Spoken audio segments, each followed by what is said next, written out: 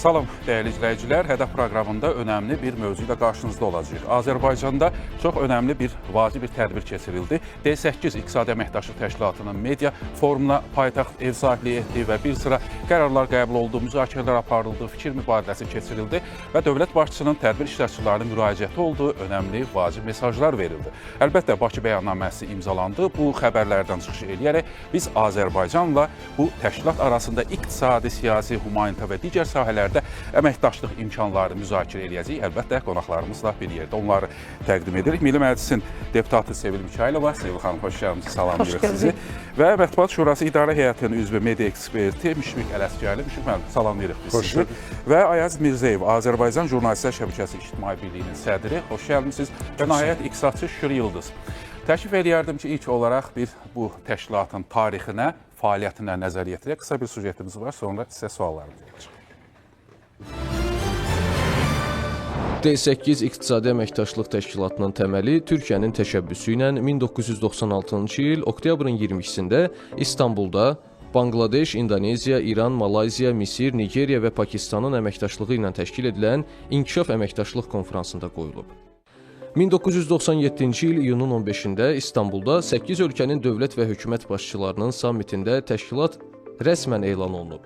Müharibə deyil, sülh, münaqişə deyil, dialoq, ikili standartlar deyil, ədalət, üstünlük deyil, bərabərlik, müstəmləkə deyil, ədalətli düzən, zülm və hökmranlıq deyil, insan haqları, azadlıq və demokratiya təşkilatın əsas prinsipləridir. İslam səkkizliyinin əhalisinin sayı ümumilikdə dünya müsəlmanlarının 60%-ni təşkil edir və böyük iqtisadi potensiala malikdir. Təşkilat qurulanda üzv ölkələrin adam başına düşən gəliri $872 idisə, hazırda 1500 dollar civarındadır. İxracat 239 milyarddan 600 milyard dollara yaxınlaşıb. İdxalat 235 milyarddan təxminən 500 milyard dollara yüksəlib. 3 qitəni əhatə edən D8 çərçivəsində əməkdaşlıq aşağıdakı sektorlar əsasında həyata keçirilir. Regionların kənd təsərrüfatı və balıqçılığın inkişafı, yoxsulluğa qarşı mübarizə və insan resursları, elm və texnologiya, maliyyə, bankçılıq və özəlləşdirmə, ticarət, energetika, sənaye, sağlamlıq və ətraf mühit. Ölkəmiz ilk dəfə Prezident İlham Əliyevin xüsusi qonaq qismində iştirak etdiyi 2017-ci ildə İstanbulda keçirilmiş 9-cu zirvə görüşündə təmsil olunub. 2024-cü il dekabrın 19-da Misirin paytaxtı Qahirə şəhərində inkişaf etməkdə olan 8 ölkənin İqtisadi Əməkdaşlıq Təşkilatının 11-ci sammitində Azərbaycan yekdilliklə D8 təşkilatının üzvü seçilir. Beləliklə, 30 ilə yaxın müddət ərzində fəaliyyət göstərən təşkilat ilk dəfə genişlənmə ilə əlaqədar qərar qəbul etmiş oldu. Bu, ölkəmizə olan beynəlxalq etimadın göstəricisi, təşkilata üzv olan hər bir ölkə ilə möhkəm dostluq və əməkdaşlıq münasibətlərimizin, birlik və həmrəyliyin təzahürü idi. Azərbaycan enerji, nəqliyyat və kommunikasiya sahələrində D8 ölkələri ilə çoxşaxəli tərəfdaşlıqlar qurmaqla regional və beynəlxalq əməkdaşlığın mühüm iştirakçısına çevrilib. Təşkilatın fəaliyyətinə qısa nəzər yetirdik. İstərdik Sevil xanım sizinlə başlayaq. Ümumiyyətlə, bugün sizin də iştirak etdiyiniz forumun mahiyyəti, əhəmiyyətindən danışırıq ilk olaraq. Buyurun, eşidirik. Mən düşünürəm ki, bu çox vacib bir hadisədir. Ümumilikdə ölkənin ictimai həyatında. Çünki D8, siz də qeyd etdiyiniz kimi, bu iqtisadi bir quruluşdur, iqtisadi bir təşkilatdır və təxminən 30 ilə yaxın bir müddətdə məhz həm üzvlər, həm də ki, beynəlxalq aləmdə iqtisadi layihələr, iqtisadi münasibətlərin inkişaf etdirildiyi bir platforma kimi tanınıb. Amma Azərbaycanın qoşulduğundan sonra, 2024-cü ildən sonra mən düşünürəm ki, bu həm də təşkilatın həyatında yeni bir səhifədir. Çünki təşkilat uzun bir müddətdən sonra qərar verib ki, onun sıraları genişlənsin və Azərbaycanı da öz sıralarında görmək istədiyini, yəni Azərbaycanı daxil etməklə əlbəttə ki, bəyan edibdir.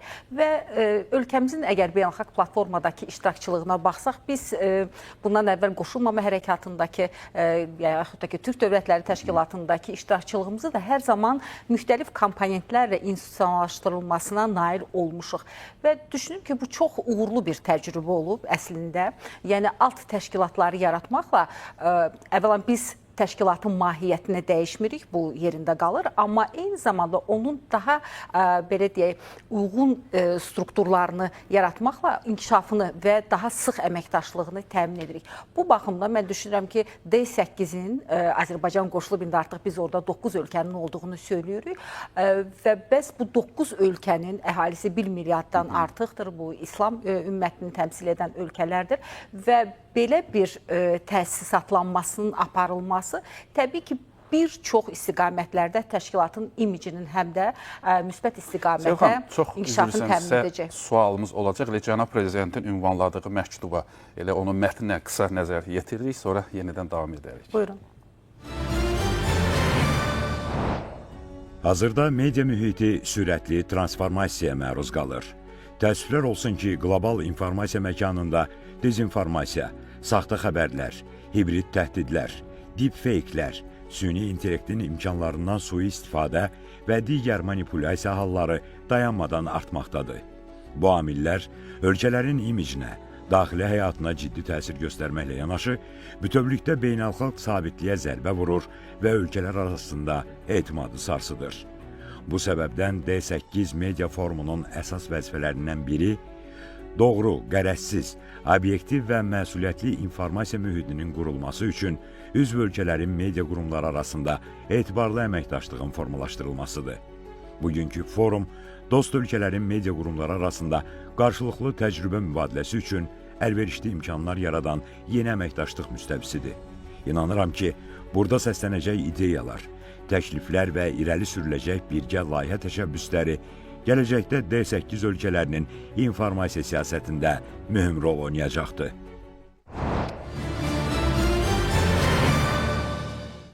Elə bu müraciətdə bir önəmli mesajlar verildi. Sevil xanım, buyurun siz davam edin. Mən xüsusilə cənab prezidentin müraciətində bir məqama diqqət cəlb etmək istəyirəm. Etibarlı mühitin yaradılması, əməkdaşlığı üçün. Bu çox vacibdir. Niyə görə söhbət etibarlı mühitin yaranmasından gedir? Çünki biz son illərdə xüsusən əgər ictimai fikirdə gedən proseslərə baxsaq, bəli, bugün media öz şəkilləndirilməsini dəyişibdir. Yəni o müxtəlif həm informasiya texnologiyalarının nailiyyətlərindən istifadə edir. Eyni zamanda media sahəsinin özündə gedən transformasiyalarda təbii ki, bu və ya digər şəkildə ictimai fikri həm sarsıdır, bunu demək lazımdır, müxtəlif istiqamətlərə yönəldir, ölkələr arasında strateji kommunikasiyanı pozur və belə bir mühitdə, yəni biz artıq etimadın pozulmasına danışırıq və bu sadəcə olaraq təşkilat daxili ölkələrin münasibətlərində sezilmir.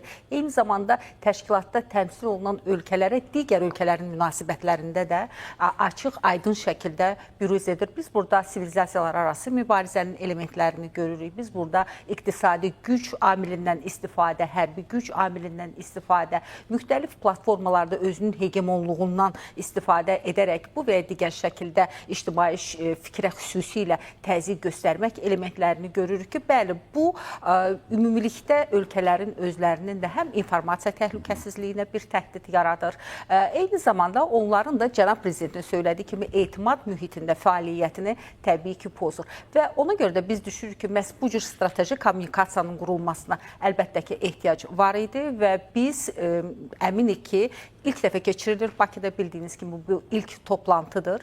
Amma bugün də müxtəlif çıxışlarda səsləndirildi bu fikir ki, biz bunun axarlı olmasını istəyirik, artıq hər il keçirilməsini istəyirik və düşünürük ki, əsası Bakıda qoyulmuş bu platforma ümumilikdə gələcəkdə bu ölkələr arasında nümunəvi media kommunikasiyasının qurulmasına da bir özül yaradacaqdır. Çox sağ olun, minnətdarıq sizə. Müşəvvət, sizin fikirlərinizi öyrənmək istəyərdik. Siz də bugün həmin tədbirdə iştirak etdiniz və biraz əvvəl biz cənab prezidentin bir daha mesajlarına diqqət yetirdik. Orada xüsusi bir məqam da var. Qlobal böhranlar və çətinliklər dövründə ölkələrimizin media sayəsində həmrəyliyi vacibdir. Siz bugün bu həmrəyliyin yaranması üçün hansı müzakirələr aparıldı, hansı qərarlar qəbul olundu? Sizin təəssüratlarınız? Təşəkkür edirəm. Ümumilikdə götürəndə bu D8 media forumunun əhəmiyyəti çoxdur və çox şaxəlidir. Mən onları qısaca olaraq 3 qrup üzrə təsnifatlaşdırmaq istəyirdim ki, bunun mahiyyətini açaq nədir? Birinci məsələ ondan ibarətdir ki, mən hal-hazırda etimadlı xəbər və etimadlı media mühitini dağıdan çox ciddi təhdidlər mövcuddur. Bunu biz şərti olaraq iki qrup üzrə təsnifatlaşdıra bilərik. Birinci, yeni texnologiyaların inkişafıdır. Generativ süni intellekt texnologiyaların yaranması, sosial şəbəkələrin inkişafı və sair məsələlərə diqqət etsə, bunlar ilk növbədə pozitiv məqamlar olsalar da, amma saxta xəbərin, dezinformasiyanın yayılması üçün də çox münbit şərait yaradırlar və bu etimadlı xəbərə olan inamı zədələyir. Məsələnin birinci tərəfidir. İkinci səbəb isə daha çox siyasi səbəbdir. Dünyamız yenidən düzənlənir və burada siyasi mərkəzlər bu dünya düzənini formalaşdırmağa cəhd edən və onu öz maraqları çərçivəsində formalaşdırmağa cəhd edən güc mərkəzləri, dövlətlər təəssüf ki, çoxlu sayda dezinformasiyalar yayırlar. Deməli, qarşı tərəfləri, hədəfləri zərərsizləşdirmək üçün cəmiyyətləri çaşdıran informasiyalar yayırlar və dezinformasiyanın çəkisi bu baxımdan sürətli artır. Bizim üçün problem oradadır ki, bu dezinformasiya məruz qalan, dezinformasiyanın hədəfinə çevrilən dövlətlər, bölgələr içərisində biz də varıq. Biz bir neçə istiqamətdən dezinformasiya axınına məruz qalırıq. Bir həm Azərbaycan olaraq, bir türk xalqları olaraq, bir də müsəlman xalqları olaraq. Sir deyil ki, dünyada və daha çox Avropada islamofobiyanın güclənməsi və bu islamofob davranışlar fonunda çoxlu sayda informasiyanın yayılması bizləri, belə deyək ki, çox ciddi şəkildə ictimai rəydə zədələnmələrə məruz qalır. Bunların qarşısı alınmalıdır. Forumun birinci gündəliyində duran məsələ bundan ibarətdir. Biz necə etməliyik ki, həm o texnoloji inkişaf fonunda etibarlı xəbərin qorunmasına nail olmalıyıq. İkincisi isə yayılan dezinformasiyalara qarşı mübarizənin biz strategiyasını hazırlamalıyıq. Bu, bir dövlətin imkanları daxilində olan məsələ deyil. Bayaq dediyim kimi, biz bir Azərbaycançılıq davası üzərində bir dezinformasiya məruz qalırıqsa, bir də bir türk dünyası olaraq dezinformasiyaların hədəfinə çevrilir. Deməli, güclərimizi birləşdirməliyik. Eyni zamanda bir müsəlman ölkəsi olaraq da yenə dezinformasiyaların hədəfindəyik. Deməli, güclərimizi birləşdirməliyik. Bizim kimi bu D8-də olan, eyni zamanda Türk Dövlətlər Təşkilatının tərkibində olan dövlətlər hər biri bu cür dezinformasiya axınına, informasiya savaşına hədəf olan ölkələrdir. Bu baxımdan Azərbaycan burada çıxış yolunu göstərir. Baxdıq, bayaq Sevil xanım işarə elədi ona. Məsələn, Türk Dövlətlər Təşkilatının ən mühüm strukturlarından biri olaraq Türk Dövlətlər Təşkilatının media platforması yaradıldı. Orada media subyektləri arasında əməkdaşlıq olması, informasiya mübadiləsi aparması, təcrübə mübadiləsi aparması və birgə güc qoyaraq, belə deyək ki, bu şərləmədən, dezinformasiya axınından qurtarmaq. Məsələnin birinci tərəfi odur. Həmin model uğurlu alındı. Bu sınaqdan çıxmışdı Türk Dövlətlər Təşkilatında. İndi eyni modeli Azərbaycan D8 dövlətlərinin tərkibində, belə deyək ki, təşkil edir və onun mexanizmlərini yaradır artıq. Bugün təsadüfi deyil ki, necə olacaq, bu əməkdaşlığı necə quracaq üzərində bir müzakirə getdi. Mükəmməl jurnalistika mərkəzinin yaradılması üçün bir, belə deyək ki, təkliflər olundu. Bu təklifin gerçəkləşməsi üçün addımların atılması qərara alındı. Təcrübə mübadiləsinin aparması, informasiya mübadiləsinin aparması və s. Yəni, bu sahədə artıq konkret təkliflər ortalığa qoydu. Yer gəlmişkən deyim, mən indi Türk Dövlətlər Təşkilatını misal gətirdim, amma məsələn, indi D8-də, amma Azərbaycan bu praktikanı bir neçə yerdə tətbiq edir. Məsələn, baxın, uzun illərdir ki, qoşulmama hərəkatı bu uzun illərin bir təşkilatıdır. Amma Azərbaycan ora sədrliyə gələndən sonra həmin təşkilatın tərkibində də təşkilatı aktivləşdirmək üçün bir sıra mexanizmlər tətbiq etdi, strukturlar tətbiq etdi. Təsadüfi deyil ki, məsələn, həmin qoşulmama hərəkatının da Gənclər Təşkilatı yarandı, media platforması yarandı, Vətəndaş Cəmiyyətləri İnstitutu və belə deyək ki, aktivləşdirildi. Azərbaycanın bu sahədə ortalığa qoyduğu ən böyük işlərdən biri, məsələn, Qlobal Cənub QHT forumunun yaradılmasıdır, platformasının yaradılmasıdır. Yəni, Azərbaycan bu mexanizmləri bilir və qoşulduğu təşkilatları aktivləşdirilməsi üçün, onların hərəkətini daha da stimullaşdırmaq üçün bu cür modellər təklif edir. Bu baxımdan bizim üçün ikinci bir tərəf üstünlüyü odur ki, bu təkliflər, bu tədbirlər məhz Azərbaycan tərəfindən gətirilir və belə deyək ki, bu cür tədbirlərdə Azərbaycana olan etimadı yüksəldir. Təsadüfi deyil, indi orada sizin sujetdə də vurğulandı ki, məsələn, uzun illərdir ki, D8-in tərkibində genişlənmə yoxdur. Amma ilk dəfə məhz Azərbaycana görə genişlənmə qərarı verildi, dəvət olundu. Niyə? Azərbaycanın artıq bundan öncə gördüyü işlər, istər Qlobal Cənub tərkibində, istər Qoşulmama Hərəkat tərkibində, istər Türk Dövlətlər Təşkilatı tərkibində gördüyü işlər bəllidir və bunları belə deyək ki, artıq bu təcrübədən istifadə edərək Azərbaycanın burada da tətbiq etməsi üçün onu gətirirlər. Əlavə bir üstünlük odur ki, bura gələn qonaqların mən çıxışlarını orada dinlədim. Hər kəs həqiqətən də Azərbaycan haqqında heyranlıqla danışır, həm Bakı şəhərinin zahiri gözəlliyi haqqında, həm belə deyək ki, Azərbaycanın ümumi inkişafı haqqında, həm də media və informasiya texnologiyaları sahəsində əldə etdiyi nailiyyətlər və dezinformasiyaya qarşı mübarizə sahəsində əldə etdiyi nailiyyətlər. Təsadüfi deyil ki, Azərbaycan uzun illər Ermənistan və beynəlxalq erməni şəbəkəsi ilə qarşı-qarşıya duraraq çox güclü bir informasiya savaşında olubdur və o savaşda qalib gəlibdir, bu gündən mübarizə davam edir və həmin orada əldə etdiyi təcrübənin indi daha geniş bir platformada tətbiq olmasına ehtiyac var. Mənə belə gəlir ki, forum çərçivəsində artıq bunun əsasları qoyulur. Çox sağ olun, təşəkkür edirik. Ayaz müəllim, siz də tədbirdə iştirakçısı kimi bir məsələ öyrənmək istəyərdik. Sonda Bakı bəyannaməsi qəbul olundu. Onun əsas müddəaları nədən ibarət oldu? Ümumiyyətlə, sonda hansı digər qərarlar qəbul edildi? Minnətdarlığımı bildirirəm. Bugünkü görüşün əhəmiyyətini bildirməkdən ötürü ümumiyyətlə daha geniş mənzərədən baxmaq lazımdır. Biz təxminən əhali potensialı 2 milyarda çatan bir platformadan, bir beynəlxalq təşkilatdan danışırıq ki, biz onun üzvü seçilmişik. Bu böyük iqtisadi potensial deməkdir, bu böyük kommunikasiya yolları deməkdir, logistika deməkdir, bu böyük, necə deyərlər, eyni zamanda siyasi prioritetlər deməkdir və Azərbaycan bu təşkilata üzv olmaqla həm də təşkilata yeni bir impuls gətirdi. Və bu forumun keçirilməsi özü də Azərbaycanın təşəbbüsüdür. Və əslində bu forumda biz həm də cənab prezidentin də müraciətində də biz o məqamları gördük. Çox vacib elə strateji xəttlər var idi. Mən onlardan üçünü demək istərdim. Birinci strateji xətt odur ki, Azərbaycan artıq beynəlxalq bir oyunçuya çevrilib və Azərbaycanın diplomatiyası beynəlxalq regional diplomatiyanın hüdudlarını çoxdan keçib, ötüb keçib və təkcə biz öz enerji resurslarımızla yox, biz həm özümüzün kommunikasiyamızla, eyni zamanda nəqliyyatımızla, eyni zamanda diplomatik imkanlarımızla beynəlxalq səviyyədə təmsil olunuruq və bu forumda da biz onu müşahidə elədik. Çünki irəli sürülən necə deyərlər, ideyaların bir çoxu məhz Azərbaycan tərəfindən təklif olunurdu ki, bir mərkəz yaradılsın, bu mərkəzin fəaliyyətinin istiqamətləri əsas nə olacaq, onu da Azərbaycan tərəfi irəli sürürdü. O cümlədən də beynəlxalq media təhdidləri nə idi? Onların da bir-bir yəni izah olunurdu. Cənab prezidentin müraciətində də əslində var idi, qeyd olunmuşdur ki, yəni hibrid hədəflər var, təhdidlər var, deepfake texnologiyasından istifadə olunur. Bir qədər əvvəl Müşfiq müəllim də sadaladı. Süni intellektdən necə deyərlər, çox bədbin bir formada istifadə olunur.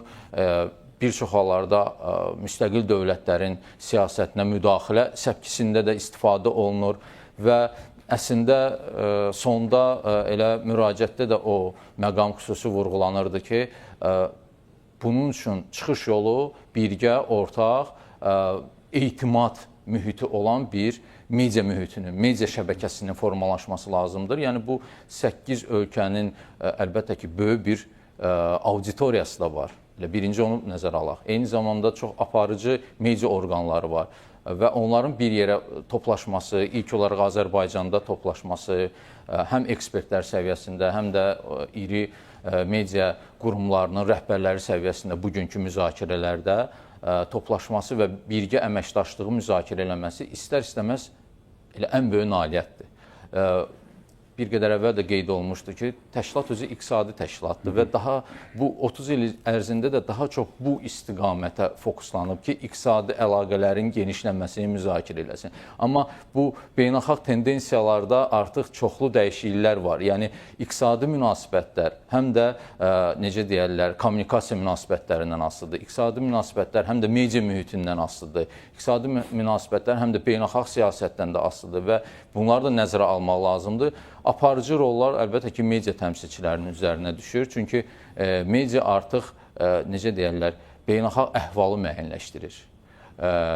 Belə deyək, havanı müəyyənləşdirir. Ona görə də media ilə hesablaşmaq lazımdır və medianın, necə deyərlər, savadlığının artırılmasına, ictimai etimadının yüksəldilməsinə xüsusi önəm vermək lazımdır ki, forumda da o müzakirə olundu və sonda qəbul olunan bəyannamə əslində bütün bu detalları özündə birləşdirən bir sənəd oldu ki, Bakı bəyannaməsi ki, orada xüsusi vurğulanır ki, media qurumları arasında əməkdaşlıq yüksək səviyyəyə gətirilməlidir, qarşılıqlı səfərlər olmalıdır, eyni zamanda peşəkar, necə deyərlər, mübadilələr baş tutmalıdır və istər-istəməz Azərbaycanın rolu bu təşkilatda, bu qurumun, bu forumun keçirilməsi ilə daha qabarıq ortaya çıxdı və mənə gəlir ki, təkcə bu media forum deyil, bir çox başqa təşəbbüslər də var ki, Azərbaycan bunu həm humanitar səviyyədə, həm turizm səviyyəsində, turizm sektoru səviyyəsində də necə deyərlər, irəli sürüb və əminəm ki, yaxın vaxtlarda biz həmin ideyalarında təşəbbüslərin də reallaşmasının şahidi olacaq. Çox sağ olun. Şükür bəy, bir iqtisadçı kimi sizdən soruşmaq istəyərdik. Bizim qonaqlarımız da xüsusilə vurğuladılar ki, bu iqtisadi bir platformadır. Bu baxımdan bu İqtisadi Əməkdaşlıq Təşkilatı böyük bir bazardır. Qeyd elədiyimiz kimi 1,2 milyard əhali yaşayır, dünya müsəlmanlarının 60% məhz bu ölkələrdə yaşayır və təxminən 1 trilyon dollardan yuxarıda ixal-ixrac əməliyyatları var. Bu baxımdan Azərbaycanın bu təşkilatının bir ailənin üzvü olmasını, iqtisadi dividendlər bizim üçün hansı maraqları kəsb edəcək? Evvela bu təşkilat 1996 yılının sonlarında kuruldu.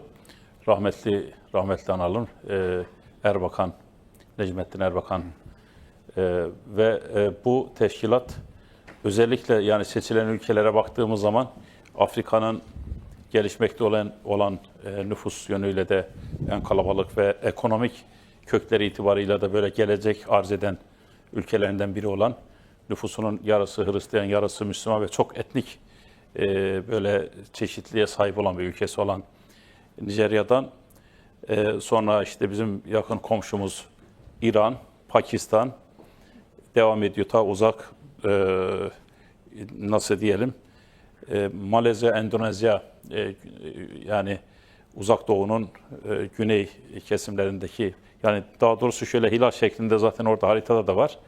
Çok büyük bir teşkilat. Coğrafi bakımdan birbirinden uzak olsa da ama tabii Müslüman ülkeler ve ekonomik yönden dinamik bir yapıya sahip olan, daha doğrusu gelişmekte olan ekonomilere sahip olan ülkeler. Birçoğu da tabii tarımdan teknolojiye geçiş yapan ülkeler. Ama Azerbaycan maşallah bütün girdiği teşkilatlarda direkt dinamik bir şey kazandırıyor. Yani hemen bir hareketlendirme getiriyor, bir parlaklık getiriyor. Dinamik bir ülke, genç bir ülke. Bu konuda Azerbaycan'ın üzvü olması çok... Zaten rahmetli Erbakan o zaman bu teşkilatı kurduğu zaman ortak para birimi olarak dinar para birimini düşünmüşlerdi ki böyle ortak bir para birimi oluşsun.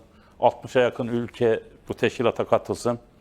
Yani aslında hedefleri çok büyüktü ama biraz çok yavaş yavaş bu noktaya geldi. Bundan sonra Azerbaycan'ın girişiyle, bu teşkilata üye olmasıyla teşkilatın hareketleneceğini düşünüyoruz. Bundan sonra daha farklı ülkelerin de katılacağını, özellikle işte Orta Asya Türk Cumhuriyetleri zamanla bu teşkilata katılacak. Diğer İslam ülkeleri de katılabilir. Yani biraz daha İslami yapısıyla öne çıkıyor. Ama tabii ekonomik olarak da biraz önce vurguladığınız rakamlar çok önemli rakamlar. Yani nüfusun İslam ülkeleri olarak Müslüman nüfusun %60'ı bu ülkelerde yaşıyor. Ve coğrafi yakınlık olmasa da ama ticari ilişkiler açısından çok önemli ve stratejik açıdan. Mesela diyelim İran'a baktığımız zaman bir taraftan Hazar'a çıkışı var, bir taraftan Arap Körfezi'ne çıkışı var. Pakistan'a devam ettiğimiz zaman yani güzergah olarak da ticari yollar açısından çok önemli bir şey. Bangladeş mesela biraz tabii problemleri çok olan bir ülke. Biraz tabii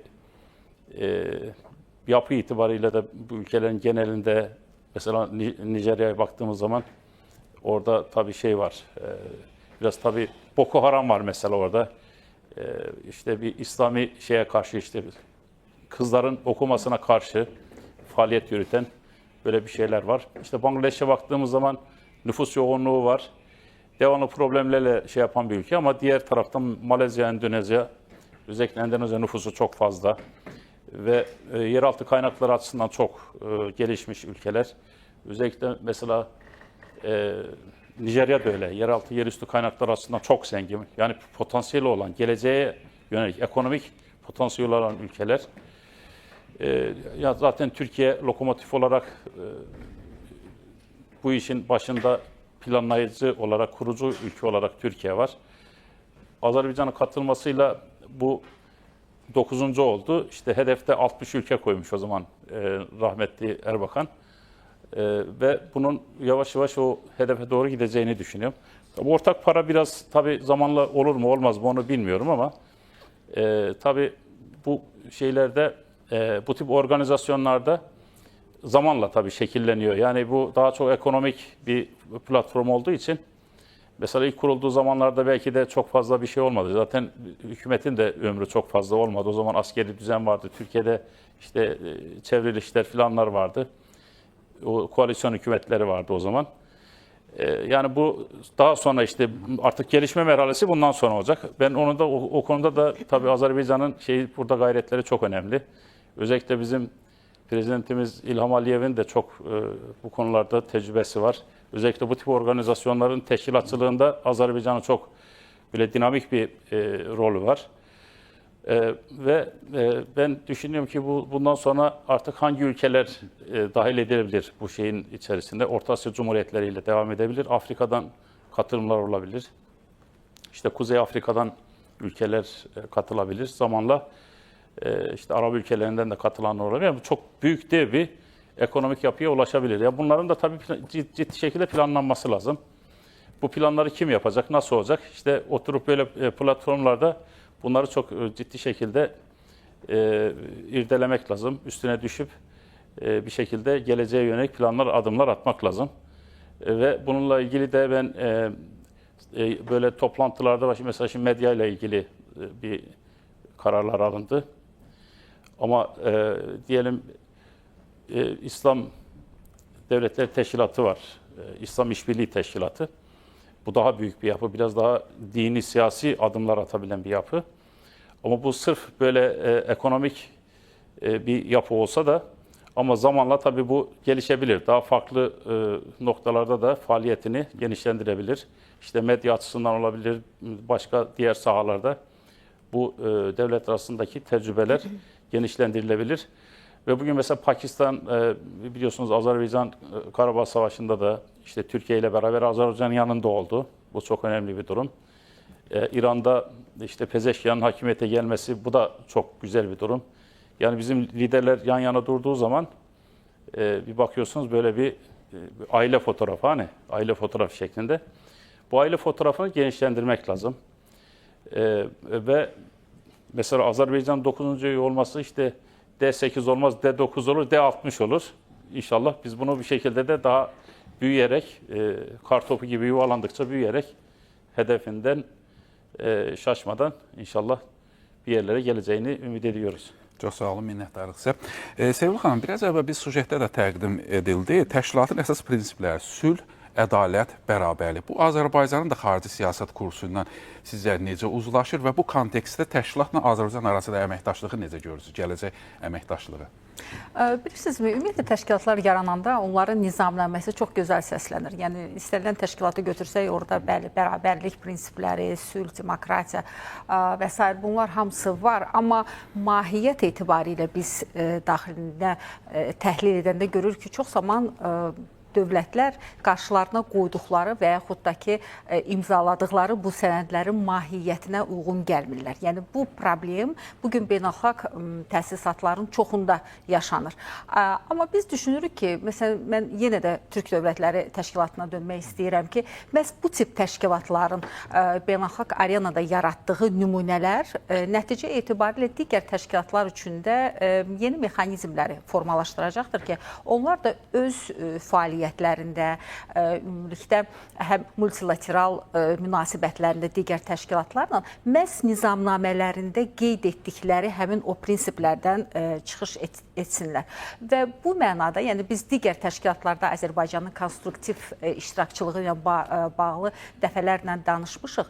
Amma düşünürəm ki, D8, Azərbaycan 2024-cü ildə qoşuldu bu təşkilata. Amma gördüyünüz kimi üstündən heç bir ilə yaxın vaxt keçibdi. Amma bir il müddətində Azərbaycan artıq təşəbbüskarlıq göstərir və həmin təşkilata daxil olan dövlətlərin həyatında yeni ictimai mühitin formalaşması üçün real addımlar atır. Və məhz Bakıda keçirilmiş bu forum Azərbaycanın həm də D8-in məhvərində dayanan prinsiplərə loyallığının, sadiqliyinin nümunəsidir. Yəni, biz əslində bugün apardığımız müzakirələrdə onu bir daha əminliklə gördük, şahidi olduq ki, burada nə qədər belə demokratik bir mühit yaranmışdı ki, hər kəs fikirlərini öz dövlətinin bucağından, amma eyni zamanda jurnalistikanın prinsiplərinə əsaslanaraq və müasir bugünkü jurnalistika, media sahəsində gedən prosesləri də eyni zamanda təhlil edərək ifadə etsin. Və nəticə etibarilə biz düşünürük ki, bugün artıq media mükəmməlliyi mərkəzinin açılması ilə bağlı səsləndirilmiş təşəbbüs və ümumilikdə təşkilatın məramına uyğun olaraq media sahəsində əməkdaşlığı etibar edən deklarasiyanın sonda qəbul olunması artıq tamamilə yeni bir istiqamətin seçildiyini göstərir və biz yenə də həmin o deklarasiyanın müddalarına da baxsaq, söylədiyiniz o bərabərlik, yəni həm ölkələr təkcə özlərinə qarşı bu prinsiplərdən çıxış etmirlər. Onlar eyni zamanda digər dövlətlərə qarşı da eyni prinsipdən, eyni prizmadan çıxış etməyi üstün tuturlar. Bu niyə görə vacibdir? Biz az əvvəl dezinformasiya, ümumiliklə media mühitində baş verən xoşagəlməz tendensiyaların bugün kifayət qədər yüksək vüsət aldığını qeyd etdik. Yəni, bu, bəli, siyasi motivasiyalıdır. Biz bunu qeyd etməliyik, xüsusilə kiber hücumlarla bağlı qarşılaşma. Elə bizim ölkəmizin qarşılaşdığı problemlər, ümumilikdə siyasi konjunkturaya uyğun olaraq hansısa bir qruplaşma, bloklaşmanın digər güc və qüvvələrə qarşı apardığı siyasət və bütün bunların uç hissəsində də biz medianın getdiyini görürük. Yəni, bütün bu siyasətlər bir mənalı şəkildə ilk növbədə media vasitəsilə aparılır. Yəni, biz az əvvəl böhtan xarakterli qara PR kampaniyaların aparılması, bu yenidirmi, yeni deyil. Biz 30 il bundan qabaq da eyni problemlərlə qarşılaşmışdıq. Xüsusən mən burada misal olaraq Qarabağ münaqişəsinin yarandığı illərə nəzər salmaq istəyirəm ki, bəli, o vaxt ola bilsin ki, bu texnologiyalar yox idi, amma prinsiplər var idi. Bizə qarşı açılmış informasiya müharibəsi, tariximizin saxtalaşdırılması, Azərbaycanda baş verən proseslərin saxtalaşdırılması, baş verən Azərbaycana qarşı etnik cinayətlərin mahiyyətinin başqa formada beynəlxalq ictimaiyyətə çatdırılması. Sadəcə olaraq bugün məlumatların beynəlxalq arenada sirkulyasiyası, onların dövriyyəsini həyata keçirən mexanizmlər fərqlidir və bu da təbii ki, sürətə təsir göstərir, onların yayılma tempini artırıbdır, mübarizəni çətinləşdiribdir, bunu da söyləməliyik. Və bugün xüsusilə süni intellektin yaranması ilə media mühitində tamamilə fərqli bir hadisə baş verir. Bu artıq fenomendir və belə bir sahədə, belə deyək, problemlərin yarandığı bir sahədə təbii ki, beynəlxalq həmrəyliyə çox böyük ehtiyac var. Niyə? Çünki media artıq sərhədsizdir. Biz bunu yəni uzun illər boyu söylüyorduk, amma bugün baş verən proseslər anındaca bütün dünyaya yayılır. Yəni əvvəl söylədiyimiz kimi ola bilsin ki, yayılma tempində problemlər var idi, amma bugün artıq bu problem yoxdur və ona görə də bu problemlərə qarşı mübarizə də bir növ çətinləşir və belə bir mühitdə artıq yeni üsulların tapılmasına ehtiyac var. Və düşünürük ki, deklarasiyada öz əksini tapmış müddalar tam şəkildə müasir baş verən proseslərin təhlilindən sonra gəlinmiş nəticədir. Və burada media savadlılığının yenə də biz artırılması, təhsildə buna xüsusi olaraq diqqət yetirilməsi, mediada məlumat mübadiləsi bu çox vacibdir. Xüsusilə etibarlı mənbələrə əsaslanan məlumatların mübadiləsinin aparılması, bu məlumatları sərgiləmək üçün platformanın olması bu özü də çox vacib bir məqamdır. Yəni bu kimi məsələlərin deklarasiyada öz əksini tapması biz düşünürük ki, çox doğru bir yoldayıq. Və icazənizlə mən bir misalı çəkmək istəyirəm. Mən uzun illər işlədiyim Trend İnformasiya Agentliyi biz Azərbaycan prezidenti tərəfindən irəliyə sürülmüş media platformasının Azərbaycan və Türkiyə arasında yaradılmasında bir təşəbbüs irəliyə sürdük və qardaş Türkiyənin mediası ilə qarşılıqlı münasibətlər bu sahədə yaradılmasına nail olduq. Və biz yenə də süni intellektin mənfi tərəflərini mən qeyd etdim, ancaq müsbət tərəflərindən istifadənin də çox vacibliyini burada bildirmək istəyirəm ki, yəni bugün bildiyiniz kimi bir sıra layihələrin həyata keçirilməsində süni intellektin çox əvəzsiz bir rolü də yaranıb, xüsusilə tərcümə. Biz əminik ki, söylədiyimiz o dezinformasiyalara qarşı, misinformasiyalara qarşı, ölkələrimizə qarşı yönəlmiş hibrid təhdidlərə qarşı mübarizədə biz internet məkanında öz kontentimizi möhkəmləndirməliyik. Azərbaycan olaraq öz kontentimizi möhkəmləndirməliyik. Türkiyə ilə qardaşlıq şəraitinə gəl, biz media platformasından danışırıqsa, biz həmin o kontenti möhkəmləndirməliyik və biz Türkiyənin Dəmirören Agentliyi ilə belə bir qarşılıqlı platforma yaratdıq və çox şadıq ki, bugün artıq həmin o media video stokunu da onun yarada bilmişik və burada həm multimedia məhsulları, eyni zamanda ənənəvi informasiyaların da bir belə deyək, axını və bazası yaranıbdır.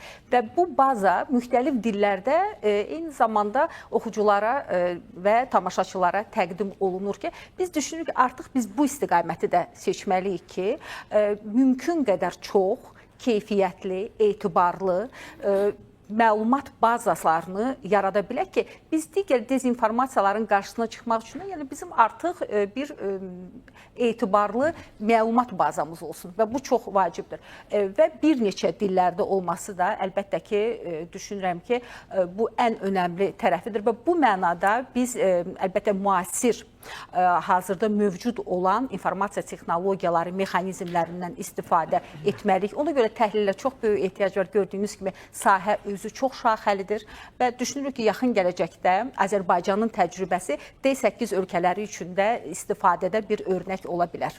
Minnətdarıq sizə. Müşkül müəllim, biraz əvvəl siz maraqlı bir məqama toxundunuz, media platformasının yaradılmasından. Elə cənab prezidentin də biraz əvvəl diqqət yetirdi, elə tədbir iştirakçılarının müraciətində də ortaq informasiya platformasının ehtiyac var deyildi. Siz necə düşünürsünüz? Bugün informasiya savaşının getdiyi bir dönəmdə dünyada ortaq informasiya platforması özünü doğrudacaqmı? Onun gələcəyini necə görürsünüz? Ümumiyyətlə, bu platforma nəyə xidmət edəcək? Bu barədə biraz təfərrüat ilə istəyərik danışasınız. Cənab Prezident bunları təsadüfən vurğulamır. Gələcəyi necə olacaq, bunu zaman göstərəcək, işləməyimizdən asılıdır. Amma bu platformanın yaradılması dövrün ən vacib bir tələbidir.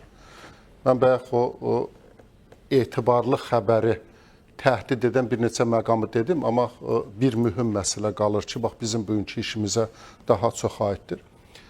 Media haqqında danışanda kimdən soruşsan deyəcək ki, medianın işi nədir? Obyektiv, qərəzsiz, doğru xəbəri çatdırmaq. Bu prinsiplər harda yaranıb? Qərb nəzəriyyəçiləri tərəfindən yaradılıb və Qərb media təşkilatları tərəfindən bütün dünya üçün bir prinsip olaraq elan olunub. Sonuncu dəfə 97-ci ildə Sofiya bəyannaması ilə Qərb təşkilatları bunu elan etdilər ki, media funksiyaları və jurnalistin missiyaları nədən ibarətdir. Amma buna uyğun olaraq da həm də dünyanın ən böyük media korporasiyaları yerləşir Qərbdə. Hər kəs gözləyir ki, ədalətli, doğru xəbərin yayılması, uzun illər biz belə gözləmişik ki, o Qərbin transmilli kivləri yayacaqlar, bizim də səsimiz eşidiləcək, bizim də problemlərimiz görüləcək və s. Amma yaydılarmı, özləri qəbul etdikləri prinsiplərə əməl etdilərmi? Yox. gəlin baxaq, yəni mən o 30 illik müharibəni qoyuram, münaqişəni qoyuram bir tərəfə. Yəni sonuncu 2020-ci ilin Qarabağ savaşı, Vətən müharibəsi dövrünü və 23-cü ilin o antiterror tədbirləri zamanını. Həmin o qərb media qurumları, kimlər ki biz onlardan obyektivlik, qərəzsizlik gözləyirdik, bizim səsimizi dünya yayacaqlarını gözləyirlər, tamamilə əks mövqe tutdular onlar. Baxdınız ki, gah Qarabağda humanitar böhranın yaşanması barədə yalançı, gah Azərbaycanın Qarabağı blokadada saxlaması, orada humanitar fəlakətlər törətməsi və s. çoxlu informasiyalar yaydılar. Ən pisi odur ki, yəni yenə media prinsiplərinə əsasən media öz prinsiplərinə əməl edən media heç vaxt separatçı və terrorçulara tribuna verməməlidir. Onun fikrini yayılması şərait yaratmamalıdır. Amma onlar nə edilər? Gəlirlər Qarabağın o separatçı liderlərindən, terrorçu şəxslərdən açıqlamalar götürüb tamamilə Azərbaycanın əleyhinə olan bir dünyada bir ictimai rəy yaratmağa təşəbbüs göstərdilər. Nə etməliyik biz? Yəni bu vəziyyətlə barışmalıyıqmı? Təbii ki, yox. Bizə lazımdır ki, öz səsimizi, haqq işimizi, ən azı nə iş gördüyümüzü dünyaya olduğu kimi çatdırmalıyıq. Və sualın ikinci tərəfi, bu cür təhdidlərə, bu cür blokadiya, bu cür informasiya savaşına məruz qalan ölkə tək bizikmi? Yox. Gəlin baxın, Türkiyə haqqında bugün beynəlxalq arşivlər nələr yazırlar. Hətta onun ən müsbət addımı haqqında tutaq ki, bugün Rusiya-Ukrayna müharibəsinə müdaxilə edir və orada o fəlakəti dayandırmaq istədiyi haqqında Türkiyə bir addım atırsa, baxın görün o dünyanın aparıcı arşivlərində necə təqdim olunur və Türkiyəni orada necə haqsız bir duruma salmaq üçün təşəbbüs olunur. Azərbaycanın özü haqqında nələr yazırlar. COP29 kimi bir tədbiri Azərbaycan ev sahibliyi etdi və COP dövründə ən yüksək bir tədbiri keçirdi. Və nə qədər orada nailiyyətlər oldu. Baxın, o dünya arşivləri o nailiyyətlərdən mi yazdılar, yoxsa o COP-un, belə deyək ki, bloklamağa çalışan dövlətlərin yanında mı durdular? Hansısa siyasi marağa görə. Bax, bu hadisələr bizim istəyimizdən asılı olmayaraq baş verir və ümumilikdə tək bizə qarşı deyil, mən bayaq da vurğuladım. O türkəfob qüvvələrin təsiri altında olan media qurumları var, beynəlxalq media qurumları, İslamofob qüvvələrin təsiri altında olan transmilli media subyektləri var və s. Bunlar hamısı bizə qarşı bir informasiya savaşı yaparlar və ədalətsiz müharibə savaşı yaparlar. Siz bayaq Sevil xanıma sual verəndə dediniz, Azərbaycanın xarici siyasəti nəyə yönəlib?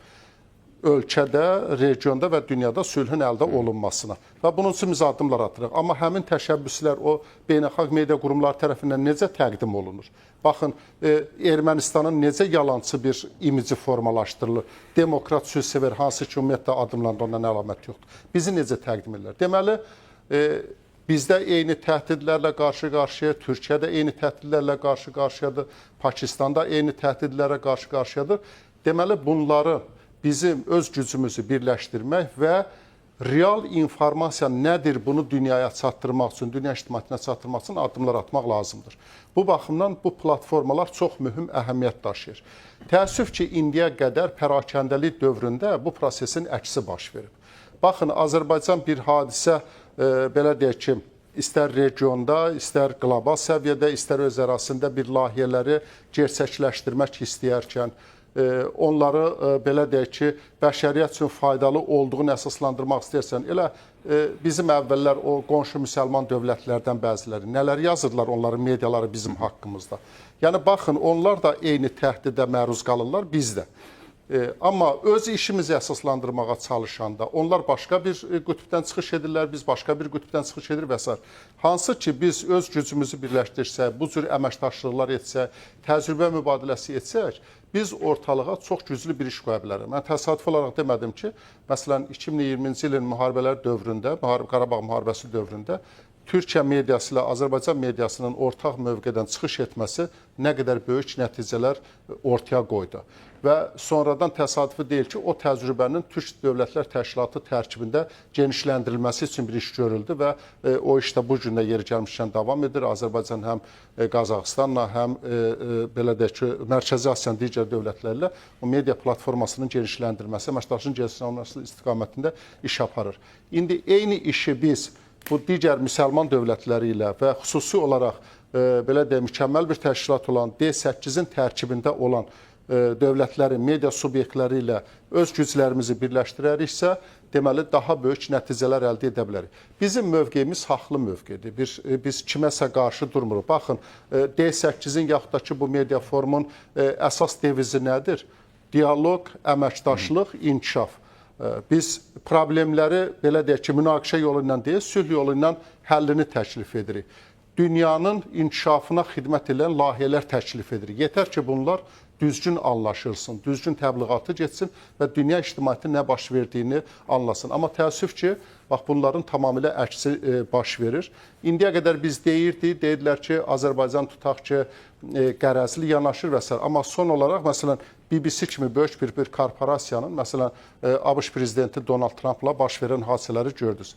Baxın, dünyanın bir nömrəli super dövləti və onun başçısı hətta 2021-ci ildə dünyanın ən böyük media korporasiyası olan, tutaq ki, BBC tərəfindən hansısa fake xəbərlərin, belə deyək ki, hədəfinə çevrilibdir. Və hal-hazırda bilirsiniz ki, Donald Trump onu verir məhkəməyə və belə deyək ki, çox böyük məbləğdə təzminat istəyir. İndi onlar da vəziyyətdən çıxmaq çalışırlar və çıxa da bilmirlər. Problem nədədir?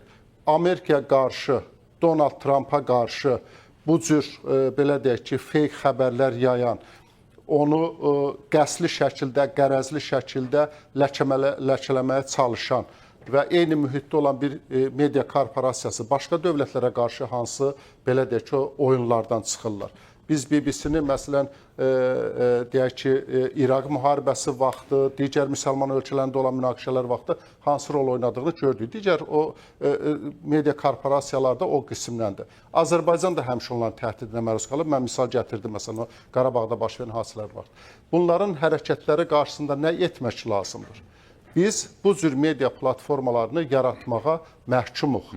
Məcburuq ki, öz sözümüzü bir yerdə qoyaq, vahid mövqedən çıxış edək və haqqımızı, belə deyək ki, dünyaya çatdıra bilək. Bu baxımdan bu media forumların rolu əvəzsizdir. Yaradılan platformaların rolu əvəzsizdir və təşəbbüslər varsa, artıq ilkini, bayaq dedik biz o Türkiyə-Azərbaycan media platforması nümunəsində nailiyyətlər var və həmin nailiyyətlər burada da qazanılacağına heç bir şübhə yoxdur. Çox sağ olun, Müşfiq müəllim.